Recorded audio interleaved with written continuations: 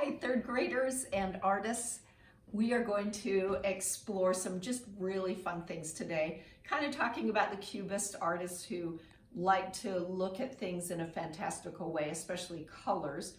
And to do that, I thought we would kind of roll the dice with creating shapes into something that doesn't exist, some animal, but using different parts of the animal to create a new fantastical fantasy animal, and then coloring it in a really fun way that uses all sorts of different colors and patterns. And well, I'll just show you what I mean.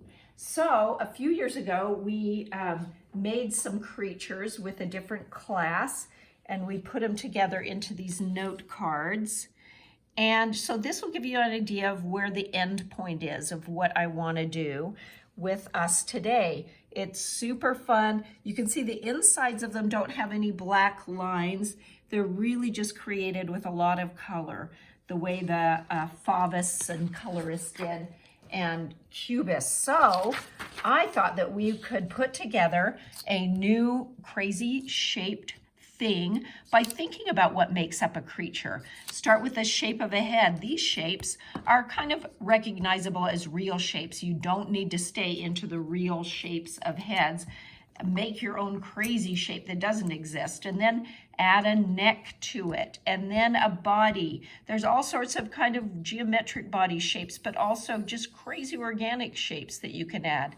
Then arms, there's muscly ones, and what's on the end of your arm? A little peg or claws or fringe or little spikes. Legs, same thing. Do you have little funny toes, or is it just end in a point?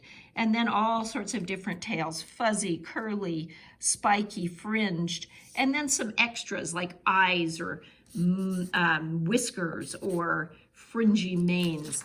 So let's get started with, first I want you to do, as always, sketches to kind of come up with something. So if I were to start with a body, I'd start with a body style. And this is where practicing comes in, because to that body, I want to add, maybe like a crazy neck that goes around like that. And then I'll want to go back and erase that. So this is why I want to have it sketched out and in mind before I do the final, because you can't erase that marker. We'll be doing these outlines in Sharpie marker. And then what kind of head? Man, you can make a bumpy head. You can make one with a big mouth and crazy teeth. Maybe the teeth are square. Maybe it has a tongue that comes out. Maybe the tongue has 2 or 3 parts to it. It really is totally up to your imagination, and the more you can imagine, the better. How about the eyeball? You know, what does it look like? Is it funky? Does it have eyelashes? Are there spikes on the top of the head? And then think about, what arms am I going to put on? And maybe there's some short, bouncy, fat legs and arms, and maybe they're little and windy. Maybe they go loop-de-loop around and end in fringe. There's just kind of no limit to either where you put them. Maybe they have 3 legs. I mean, there's nothing that says you can't have 3 or 4 legs with claws or fringe.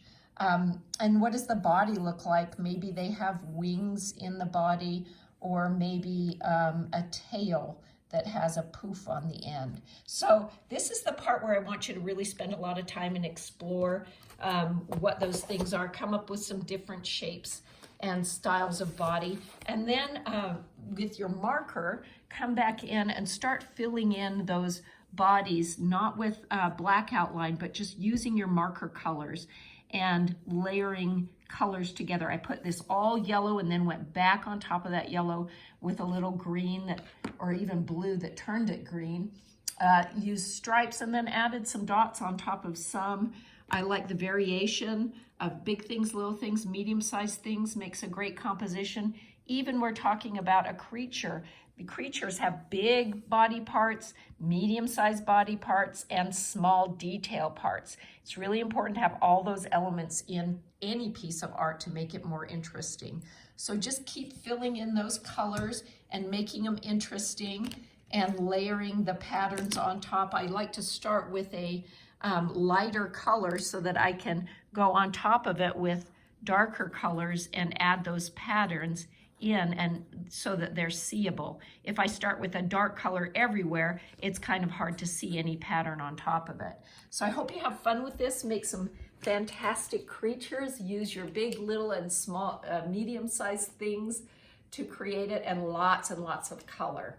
And then maybe we can put them all together in a big background, cut them out, and they can play together the way we can't really play together right now. So hope to see you soon.